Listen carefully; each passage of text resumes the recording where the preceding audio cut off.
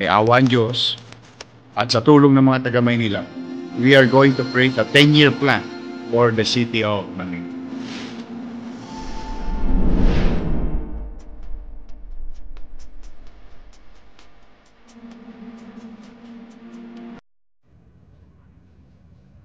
Ay, magandang tanghali po mga kababayan ko sa Maynila, no? At sa mga nanonood sa iba't ibang dako ng ating bansa at sa buong mundo. Ito po ang inyong lingkod, ang aking first day and first hour of assuming the office of the mayor, no? Pagpapasensyaan niyo po muna kung baka mahina ang audio namin dahil ang ginagamit lang po namin ngayon ay ang cellphone. Dahil po yung mga naiwan sa aming gamit dito, nakasalpak po lahat sa usasa. But pagkaganon pa man, that's the least of our problem. Kaya po ako biglaang nag-broadcast ngayong araw na ito dahil po sa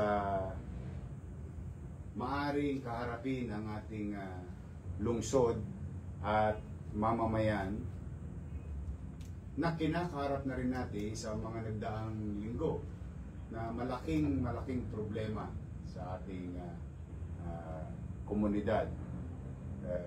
Kaya minabuti ko na kahit through cellphone man lamang ay maipabatid sa inyo ang tunay na sitwasyon na ating lungsod patungkol sa hinaing ng taong bayan, tungkol sa basurang nakatambak sa bawat avenida, boulevard, highways, eskinita, mga kalyehon at sa sulok ng ating lungsod.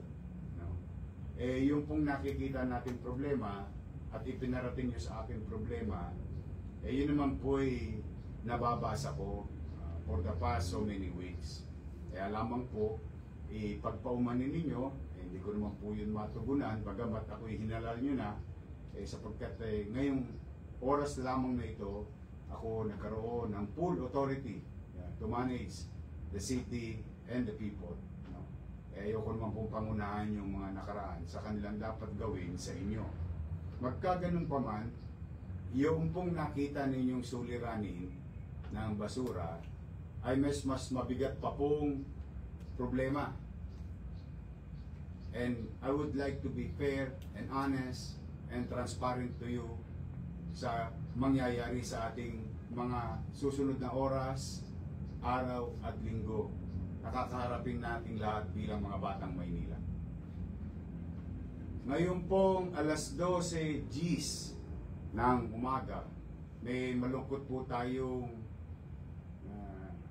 natanggap na balita o sulat at nais ko pong ipabatid sa inyo. Sumulat po sa atin ang PILECO,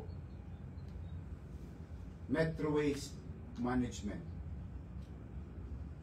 At nakasaad po sa kanilang sulat, ngayong araw po na ito ay humihinto na po sila o titigil na po sila ng pagkolekta ng basura sa ating lungsod. So ano po ang ibig sabihin?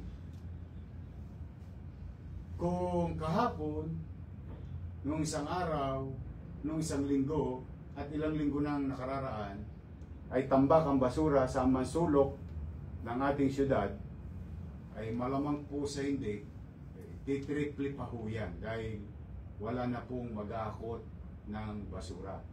Ito po ang bumungad sa akin.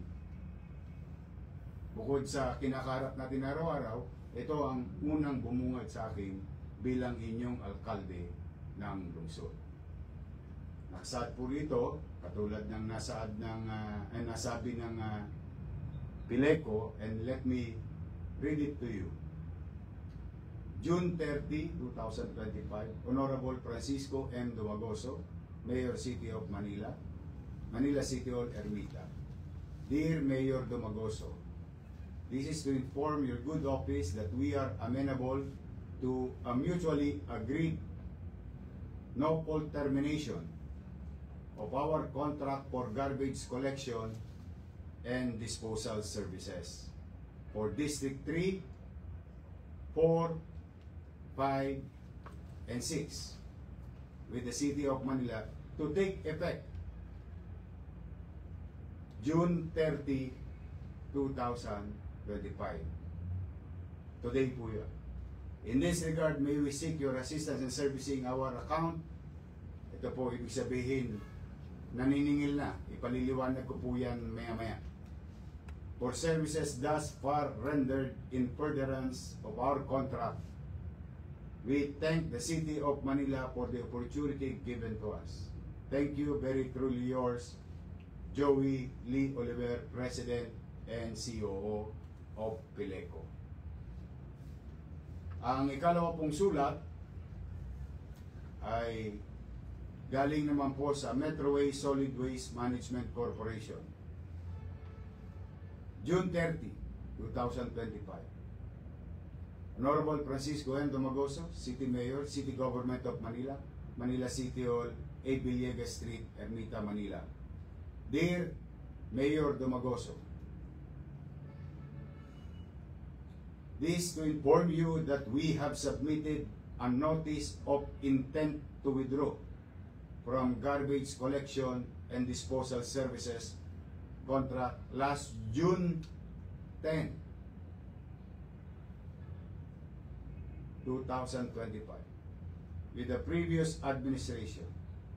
As mentioned in the said letter, we find it extremely difficult to sustain our operation due to our continuing inability to collect payments for services already rendered from February 2025 to present. Attached is a copy of our letter for your reference. In view thereof, we are constrained to terminate our contract for the garbage collection disposal services for District 1, 2, and 3 of the City of Manila. Effective June 30, 2025. Thank you, very truly yours, Jerry Rose Ching, Chief Executive Officer, Metro Manila, Metro Waste Solid Waste Management Corporation. At the same manner, ganun din po ang sulat tungkol sa flushing at mga antibacterial activities contracted with Metro Waste. Iyan po ang malaking pagsubok na kakaharapin natin ngayong araw na ito. Para po sa kaliwanagan ng lahat.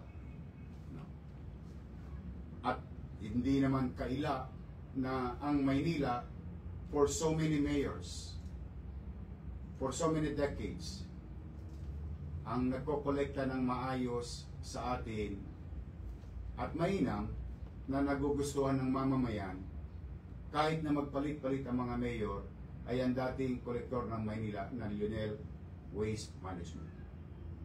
At napabalita rin po sa atin noong nakaraang taon na hindi na rin po kinaya ng Lionel na tugunan ang serbisyo para sa lungsod. At sila nagpaalam ng maayos ng Oktubre na hanggang December 31 na lamang po sila. Bagamat ipinagkaila ng ilang individual na sila daw ay nagbabayad, ngunit ang katotohanan, may pagkakautang o bayarin tayo sa Lionel ng 561 million pesos sa taong 2024. At dahil dito, minabuti ng nakaraang administrasyon na kumuha at paghati-hatiin ang koleksyon ng basura sa lungsod. Sila naman po'y nagtagumpay na kumuha ng ibang kumpanya, katulad na nabanggit kong kumpanya na Metro Waste at Pileco. Ngunit, katulad ng isinaad sa sulat ng Metro Waste at ng Pileco, napatunayan na hindi rin sila binayaran. Ngunit nung Enero lang sila binayaran ng taong 2025. And as we speak, with regard to our record, no, ang bayaring kakaharapin natin at hindi na kinaya rin ng mga naturang kumpanya ang malaking operasyon ng pagkolekta ng basura ay tumataginting na 950 million pesos. So para po sa simpleng arithmetic, umalis ang Lionel, dala ng hindi nabayaran ng 8 buwan at 561. May nagsinungaling, may nagkubli, may nagtago, pero lumabas ang katotohanan. Hindi sila bayad. Pinalitan, kung anuman dahilan, hindi ko po alam. Ngunit, hindi rin may tatanggi na hindi nakaya ng bagong kumpanya na kinuha ng nakarang administrasyon na sila'y hindi binabayaran din magpasa hanggang ngayon. Kaya ang sakripisyo, taong bayan, tayong mga taga-Maynila. Humigit kumulang 2,000 metric tons of garbage should be collected every single day. At habang nag-uusap po tayo sa broadcast na ito, yung hindi nakuha kahapon, yung hindi nakuha nung isang araw, madadagdagan pa ho, maya-maya at bukas. Hindi po matitigil ang magiging problema natin sa suliranin natin tungkol sa basura sa Maynila.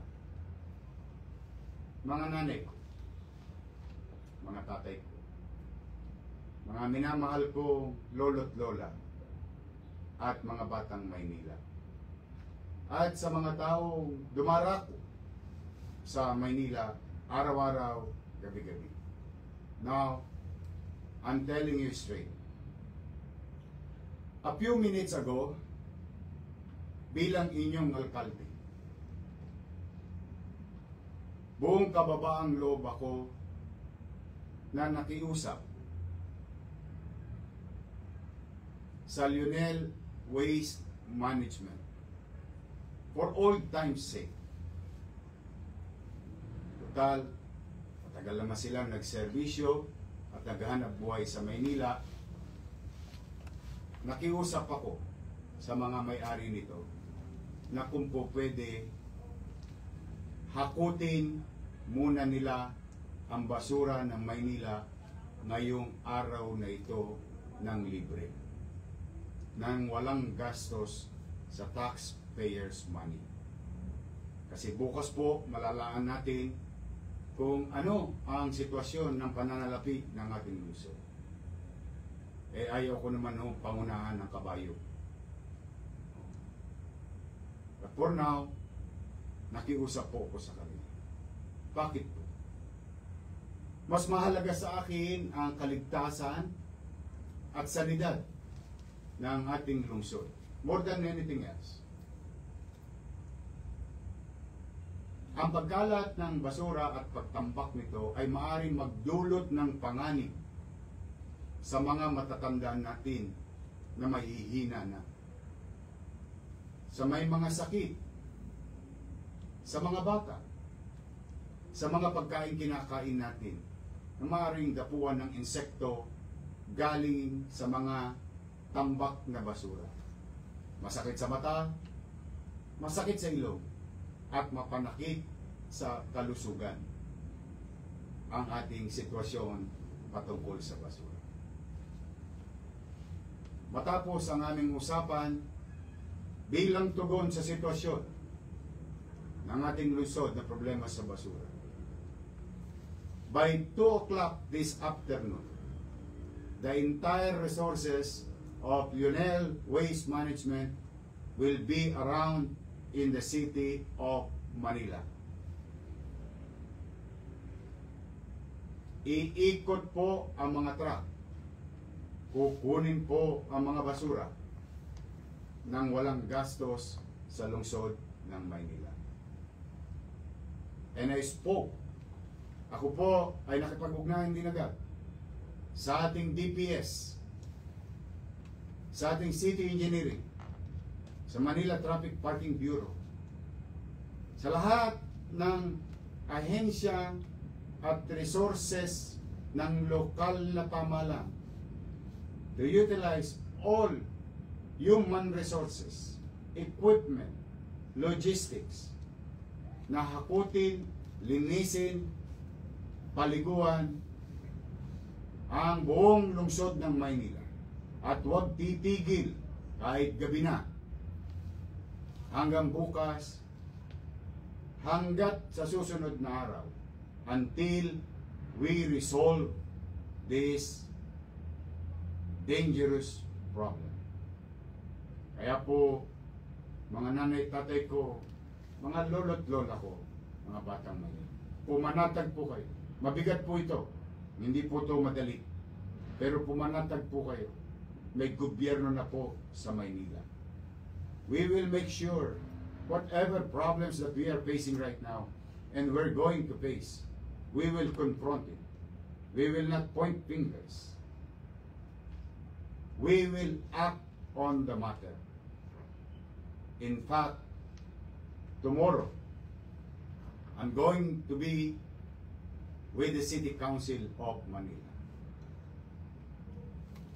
And I'm going to ask them to declare the state of health emergency in the city of Manila. Yun po'y kailangan natin gawin para sa mga darating na araw, tayo po'y magkaroon ng sapat na kapangyarihan upang tugunan, legal na tugunan, yung suliranin natin sa kalusugan sa masamang magiging epekto at naging epekto na ng tambak ng basura sa tapat ng bahay natin, sa ilog natin, sa creekside, sa Boulevard Avenue, and so on and so on. Kaya po, mas minabuti ko muna ngayon na ito'y karapin at kayo'y kausapin upang malaan ninyo na ang lahat ng inireklamo nyo sa akin patungkol sa nangyayaring tambak ng basura sa nakaraang linggo, nakaraang araw, at biglang kakarapin natin patungkol sa paghakot ng basura, ito po ay hindi natin tutulugan. Aaksyonan po natin. Bilang panghuli, ako naman po ay nananawagan sa lahat ng barangay official to 800 plus barangays in the city of Manila. Magkayak na kayo. Linisin nyo na ang lahat ng kalsada, creek, at mga imbornal. In a few minutes, we will inform you that we are going to sign executive order about this thing. Kaya inihikayat ko ang mga barangay official. Total, kayo naman ay mga halal din ng bayan na tulad ko, makiisa na kayo. Kalimutan nyo na ang politika. May nanalo na. Nagdesisyon na ang taong bayan. Panahon na para tugunan ninyo ang sinumpaan yung tungkulin sa mamamayan, hindi sa politiko. Sa akin naman pong mga lolo't lola, mga nanay tatay, mga batang Maynila, at mga taong dumadako sa Maynila sa gabi at sa araw.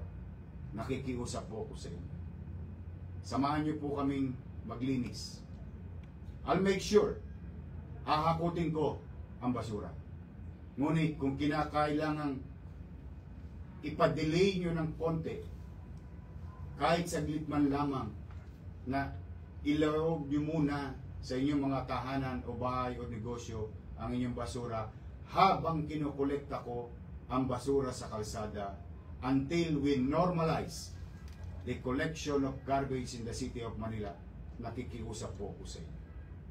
Sana po'y gawin po ninyo bilang pagkakaisa nating lahat na maging maaliwalas ang ating minamahal na lungsod at maging ligtas sa sakit na maaaring idulot ng basura nito. So muli mga kababayan, for now, I hope the audio of this broadcast is clear enough. Pasensya na kayo, ulitin ko, nasa cellphone lang po tayo nagbo-broadcast. But this is immediate. This is very important. This threat to our health or the imminent danger of this brought by this garbage in our city will be confronted. Again, mga barangay chairman,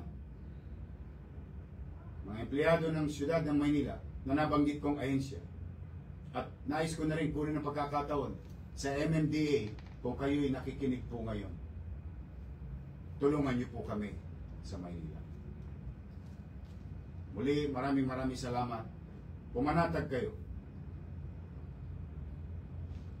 We'll be there. We'll do our job. Maraming salamat po sa pagkakataon na ito na muli ninyo akong ginawang alkalde. Pipilitin ko sa maliit kong kaparanan na tupdin ang mga bagay na nasabi ko na nung araw at tupdin ang tungkulin ko bilang ama ng lungsod ng Maynila. Maraming salamat po sa oras ninyo, and if I'm not asking too much, please do share this broadcast to your family, to your friends, to any person that you know that nandito sa Maynila.